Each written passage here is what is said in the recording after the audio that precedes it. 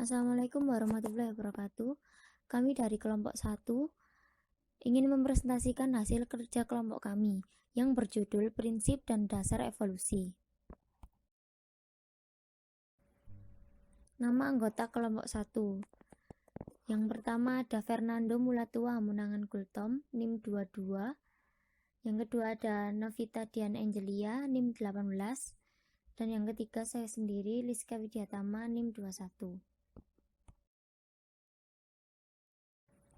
Evolusi. Menurut Darwinisme, evolusi adalah perubahan bertahap pada rentang waktu yang sangat panjang atau biasa yang disebut makroevolusi.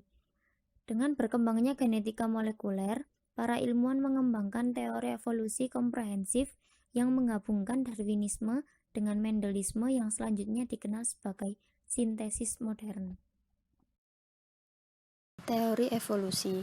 Teori evolusi menjelaskan bagaimana terjadinya proses perubahan pada makhluk hidup yang menyimpang dari struktur awal dalam jumlah yang banyak dan beraneka ragam, sehingga kemudian menyebabkan terjadinya dua kemungkinan. Pertama, makhluk hidup yang berubah akan mampu bertahan dan tidak punah, atau yang disebut juga istilah evolusi progresif.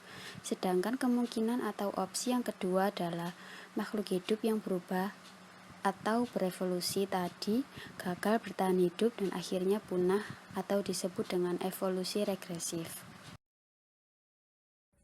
Prinsip evolusi. Evolusi didorong oleh dua mekanisme utama, yaitu seleksi alam dan hanyutan genetik. Seleksi alam merupakan sebuah proses yang menyebabkan sifat terwaris yang berguna untuk keberlangsungan hidup dan reproduksi organisme menjadi lebih umum dalam suatu populasi dan sebaliknya, sifat yang merugikan menjadi lebih berkurang.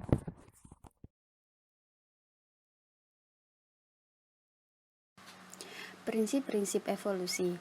Proses evolusi dapat dibedakan atas dasar faktor-faktor berikut. Evolusi berdasarkan arahnya. Yang pertama, evolusi progresif merupakan evolusi menuju pada kemungkinan yang dapat bertahan hidup atau survival. Proses ini dapat dijumpai melalui peristiwa evolusi yang terjadi pada burung finch. Yang kedua, evolusi regresif merupakan proses menuju ada kemungkinan kepunahan. Hal ini dapat dijumpai melalui peristiwa evolusi yang terjadi pada hewan dinosaurus. Evolusi berdasarkan skala perubahannya. Ada dua, yaitu makroevolusi. Perubahan evolusi yang dapat mengakibatkan perubahan dalam skala besar. Adanya makroevolusi dapat mengarah kepada terbentuknya spesies baru. Dan yang kedua ada mikroevolusi, yaitu proses evolusi yang hanya mengakibatkan perubahan dalam skala kecil.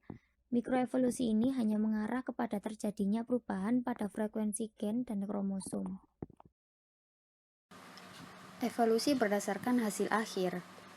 Yang pertama, evolusi divergen. Perubahannya berasal dari satu spesies menjadi banyak spesies baru. Evolusi divergen ditemukan pada peristiwa terdapatnya 5 jari pada vertebrata yang berasal dari nenek moyang yang sama dan sekarang dimiliki oleh bangsa primata dan manusia. Yang kedua, evolusi konvergen, yaitu perubahannya didasarkan pada adanya kesamaan struktur pada garis sama dari nenek moyang yang sama. Hal ini dapat ditemukan pada hiu dan lumba-lumba. Berikut ini adalah prinsip-prinsip yang bekerja ketika proses evolusi terjadi.